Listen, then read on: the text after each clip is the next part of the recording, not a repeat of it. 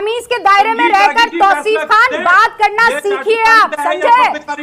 तो आइए ना, रेड डालिए ना, कहिए ना आपके यहाँ पर आए। अगर हम कुछ पैसा लेकर काम कर रहे हैं तो बुलाइए ना, मैं खुला चैलेंज देती हूँ, मैं खुला चैलेंज देती हूँ। नहीं, मुझे ये समझ नहीं आता कि रूह बिका लियाकत की ये जो इंटेंसिटी है, ये उत्तेजना है, ये गुस्सा है, ये सिर्फ कुछ चुनिंदा ही लोगों के सामने क्यों निकलता है? कुछ दूसरे चुनिंदा लोगों के सामने ये इतनी विनम्र कैसे रह जाती हैं? सच बताइए, why don't you get tired? आप थकते क्यों नहीं? मैं बार बार इनको बोलता हूँ, अगर हम कुछ पैसा लेकर काम कर रहे हैं तो बुलाइए ना, मैं खुला चैलेंज देती हूँ। भैया ऐसा है कि आप ना तो पैसा लेकर और ना फ्री में, काम तो आप कर ही नहीं है अपना, जो कि पत्रकारिता है। आप पूरी तरीके से चाटुकारिता में लीन हैं। और जहां तक बात रही पैसे की, तो कोई पार्टी ऐसे डायरेक्ट पैसा नहीं देती है, विज्ञापनों के जरिए चैनलों को पैसा आता है। और आपके चैनल मालिक ने तो पहले ही कह दिया था जब चैनल शुरू किया था कि हम तो पॉपुलर रूलिंग गवर्नमेंट के हित में ही काम करेंगे। तो फिर क्यों इतना चिल्ला रही है? एक एक पैसा मेरे पसीने की कमाई है, किसी का पैसा खाकर नहीं करती हूँ इस देश की तारीफ में। पसीने की कमाई मतलब एसी स्टूडियो में भी पसीना आने लगा है क्या? क्योंकि स्टूडियो से बाहर तो आज तक इन्हें देखा नहीं। याद रखिएगा, और कोई माइका लाल नहीं करवा सकता है मुझसे ये। चाटुकारिता करते हैं वो लोग जो पैसा लेकर देश के खिलाफ जाते हैं। तौसीफ खान, तो भैया हम तो यही कहेंगे कि इनकी जो ये उछल के अभी इस समय पत्रकारिता निकल रही है, ये कुछ चुनिंदा लोगों के साथ भी निकले तो इन्हें पता चल जाएगा कि रेड, ईडी, सीबीआई क्या होती है।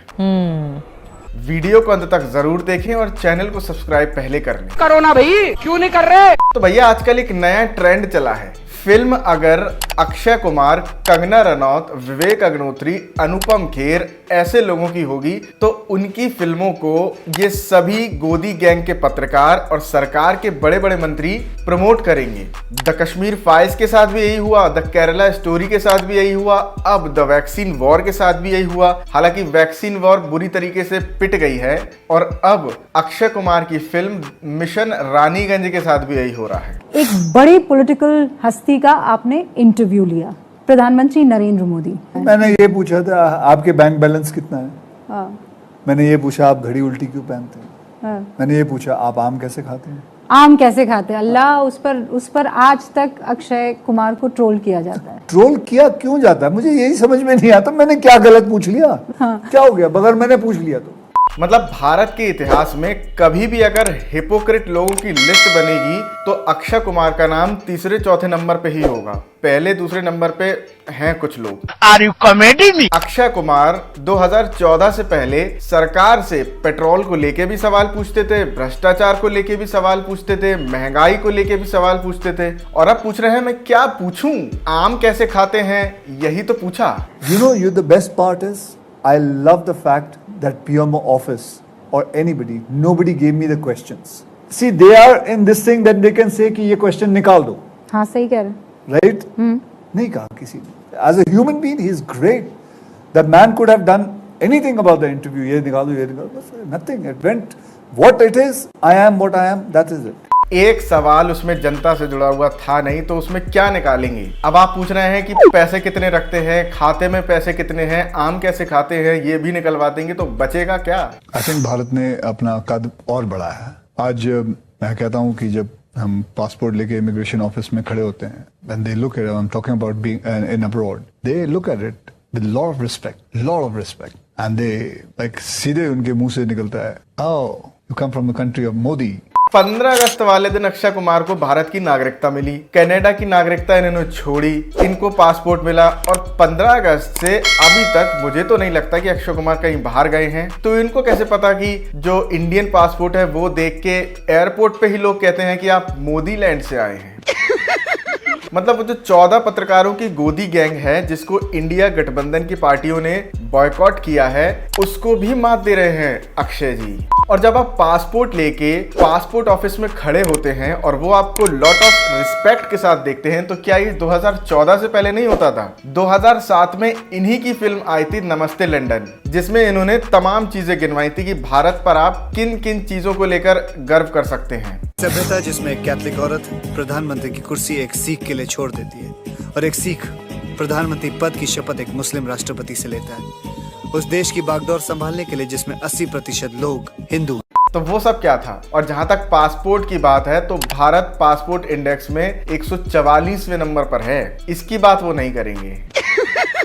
मतलब आप देखेंगे कि जब भी अक्षय कुमार की फिल्म लगातार पिटती हैं, लगातार बुरी तरीके से फ्लॉप होती हैं, तो वो अलग अलग न्यूज चैनल्स पर आके इंटरव्यू करने लगते हैं। जब पहले फिल्में पिट रही थी तो मोदी जी का इंटरव्यू किया, लेकिन फिल्में अभी भी पिट रही हैं। तो बजाय इसके कि ये किसी पार्टी या किसी नेता के गुण गाएं, इनको अपनी फिल्मों पर ध्यान देना चाहिए। वो ये करते नहीं है। इनको तो बस 40 दिन में 45 दिन में फिल्म बना के करोड़ों रुपए बना लेने हैं। बाकी अक्षय कुमार, अनुपम खेर, कंगना रनौत, विवेक अग्निहोत्री, इन लोगों की जब भी फिल्म आती है तो ये जो गोदी गैंग के पत्रकार हैं ये तो पूरी मेहनत करते ही हैं। हालांकि वैक्सीन वॉर के लिए कोई भी प्रोपेगेंडा काम नहीं कर पाया और फिल्म बुरी तरह पिट चुकी है।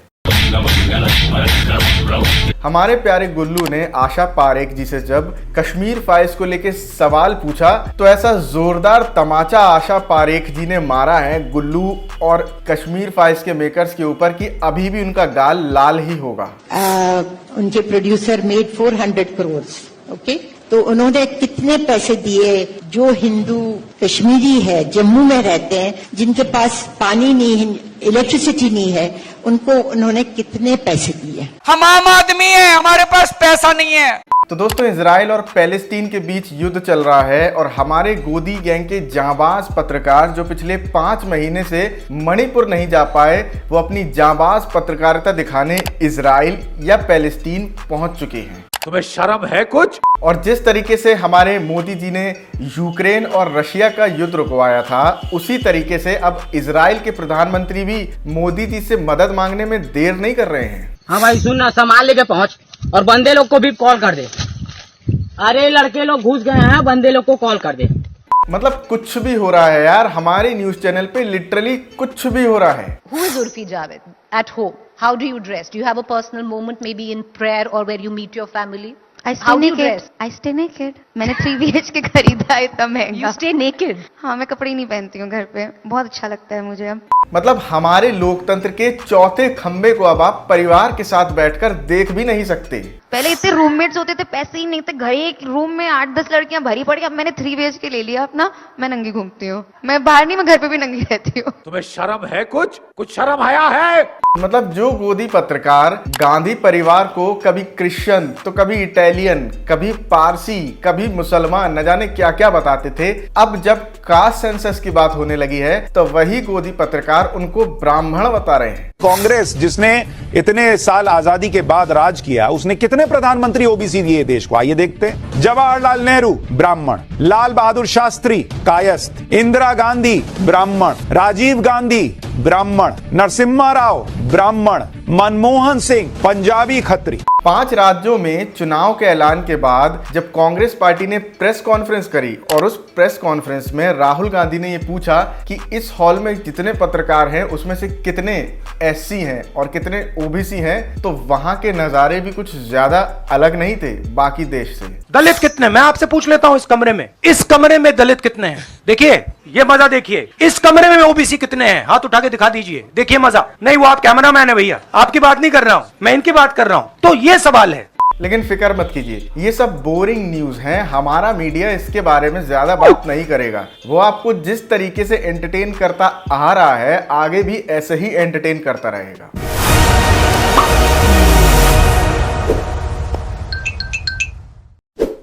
दोस्तों, आज के लिए इतना ही। मिलते हैं आपसे अगली वीडियो में, तब तक के लिए जय हिंद, जय भारत। वीडियो पसंद आए तो वीडियो को लाइक करें, शेयर करें और चैनल को सब्सक्राइब जरूर कर लें। देखिए, एक तो बेसिक ट्रिक है, एक तो लाइक और शेयर ठोक दीजिए, महाकाल का लाइक और शेयर ठोक दीजिए। पूरा साल मेहनत करता हूं आपके लिए बेटा, ऐसा नहीं चलेगा, ऐसा नहीं चलेगा।